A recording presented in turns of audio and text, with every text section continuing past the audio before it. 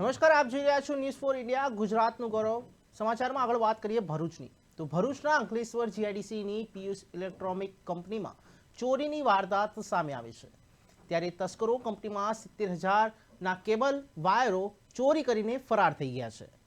ચોરીની સમગ્ર ઘટના સીસીટીવી કેમેરામાં કેદ થઈ ગઈ છે. ત્યારે જીઆઈડીસી પોલીસે ગુનો નોંધી સીસીટીવી ફૂટેજના આધારે તપાસ હાથ ધરી છે. ત્યારે આ ઘટના જે ઘટી છે તે ભરૂચના અંકલેશ્વર જીઆઈડીસીમાં ઘટી છે. અવારનવાર જીઆઈડીસીની અંદર આવા કેબલ અને કેમિકલ યુક્ત જે પ્રોસેસ હોય છે તેને લઈને ચોરીની ઘટનાઓ ઘટતી હોય છે. ત્યારે તસ્કરો અત્યારે 70,000ના કેબલના વાયરો ચોરી કરીને ફરાર થઈ ગયા છે. ત્યારે આ સમગ્ર ઘટના સીસીટીવી ફૂટેજની અંદર આવી ગઈ છે. ત્યારે પોલીસે આ મામલે તપાસ શરૂ કરી છે અને પોતાના ચક્રો ગતિમાન કર્યા છે. આરોપીઓ અત્યારે પોલીસ પકડથી દૂર છે.